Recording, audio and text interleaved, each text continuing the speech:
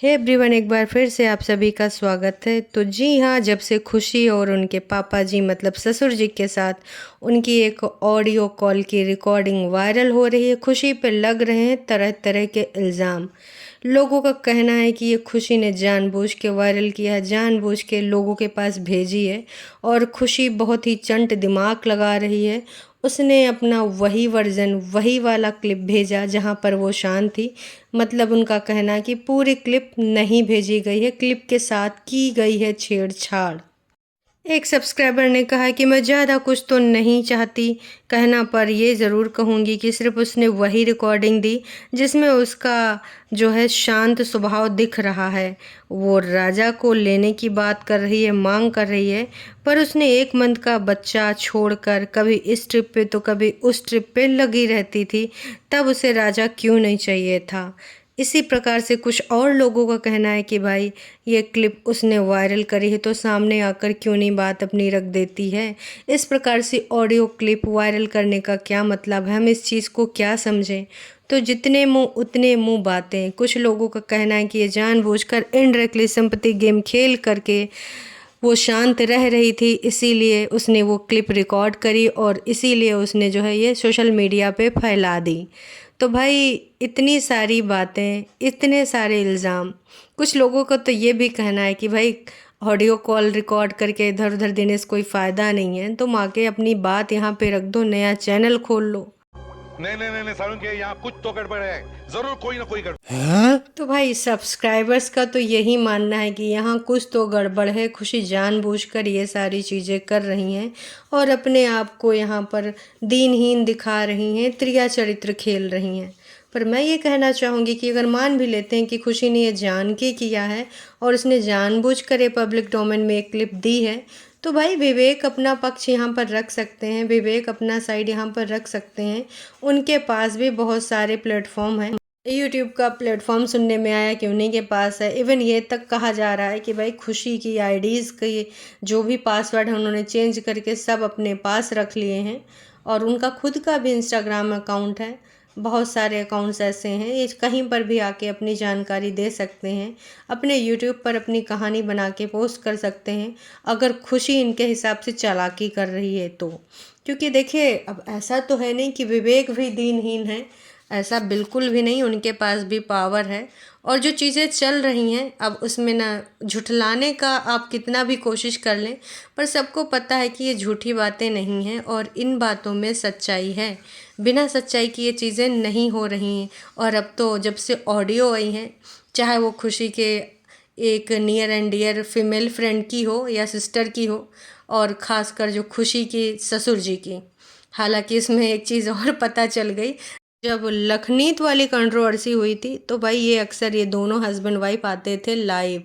और एक उस टाइम एक चीज़ चर्चा में आई थी कि इनके पापा के ऊपर एक केस चल रहा है और वो कोई मर्डर केस है, ऐसा कुछ चल के सामने चीज़ें आई थी। तो अभी हमने जो क्लिप कुछ दिन पहले सुनी है, हालांकि ये क्लिप बहुत दिनों से वायरल थी, बहुत सारे लोगों के पास थी, पर हाँ सोशल मीडिया पे उपलब्ध नहीं कराया गया था। लेकिन अब सभी चैनल्स ने इस वाली ऑडियो को सबके सामने रख दिया है, तो काफ़ी लोग सोचने को मजबूर हो गए हैं कि जो लखनीत की लाइव के दौरान एक खुलासा हुआ था कि भाई हमारे पिताजी साथ में रहते हैं और आपके पिता कहाँ रह के आए, बहुत सारी चीज़ें इस प्रकार की हुई थी। तो उसमें कुछ ऐसे कमेंट्स आ गए थे कि भाई पापा के बारे में उसने पूरी पूरी ग्रंथ लिखी थी कि भाई ऐसा ऐसा सीन था, उनके पापा ने ऐसे ऐसे कांड करे थे, तब उनके ऊपर एक केस चल रहा था। तो वही चीज़ खुशी भी ऑडियो में बोल रही थी कि पापा जी तो आप मुझे मार डालो। तो मर्डर वर्डर के बारे में ऐसी बातें बोल रही। आप अपना खुद बोले हो ना कि मेरे से मर्डर भी हो सकता है, ये मैंने मर्डर से भी नहीं डरता। उनके कहने सुनने का जो मतलब था वो उस चीज़ से यही निकल के आ रहा था। तो इस चीज़ को किस प्रकार से जैसे विवेक ने सुना, भाई आग बबूला हो गया और वहीं बैकग्राउंड से गरियाने लग गया। तो ये सारी चीज़ें अब समझ में आ रही कि उस टाइम जो बोला जा रहा था, झुठियाया जा रहा था, तो इन बातों में सच्चाई है।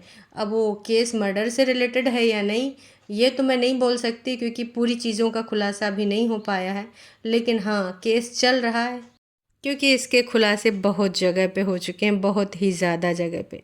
कुल मिला के बस मैं ये कहना चाहूँगी कि ये जो चीज़ें चल रही हैं दर्शकों, बहुत ही ज़्यादा अपर लेवल पे चली गई।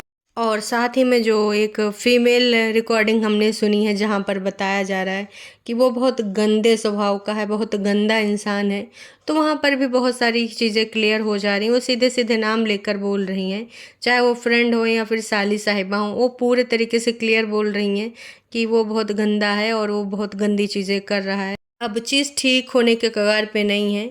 और उस ऑडियो में ये भी पता चला कि भाई वो अब एक्स के पास जाने का बना रहा है कार्यक्रम।